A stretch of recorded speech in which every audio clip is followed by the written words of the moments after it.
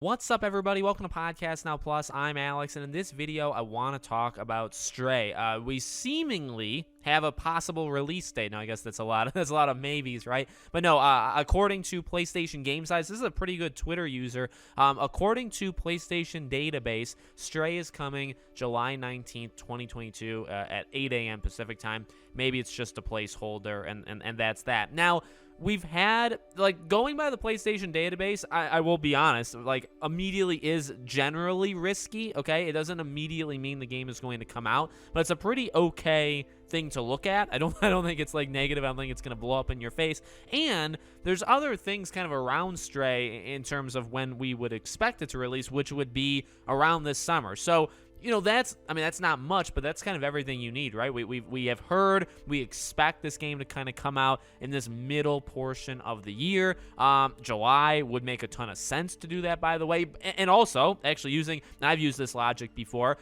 Stray is not the biggest game of all time, but Stray is also a game that you're not going to give a release date to a week, 2 weeks before it comes out, right? So I guess by my logic, I'm saying the game can't come out now. It can't come out in early June. I would say the earliest, if they announced a release date tomorrow, which they won't, they'll probably wait for a state of play in early June.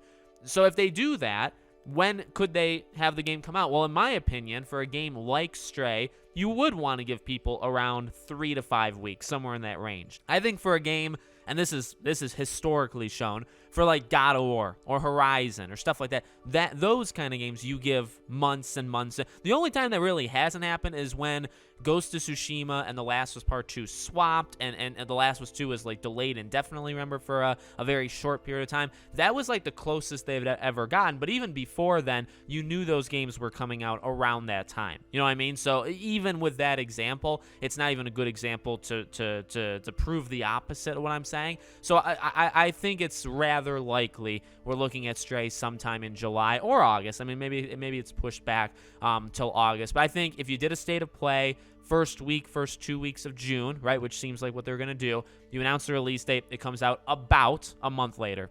Bam, done. A month and a week, month and 2 weeks, whatever. So again, within that maybe 3 to 6 week span, and we get the game. I'm excited. I'm excited for this game. This is one of those, I don't know if it's not the same excitement to me as Sifu. I was really looking forward to Sifu, and by the way, the game delivered. I'm not looking forward to Stray as much as a game like Sifu, but I definitely will play it. It's a day one buy for me, a day one play. So this is one of those, these are the kind of games I think that Sony can really do and sprinkle very strategically and very nicely throughout the year, right? And then you drop the bombs, which would be the Horizons of the world, the God of Wars of the world. So I think it's looking good. So hopefully middle of July is actually a pretty good time, considering there's nothing. There are games at the end of July. I think the final day of July, Xenoblade Chronicles 3. I think there's one other game that comes out the same day as well. There's a couple of games at the end of July, none really in the middle, none in the beginning, not a lot in August. So it would be nice to start to fill these months up, and I think we're going to through Summer Game Fest and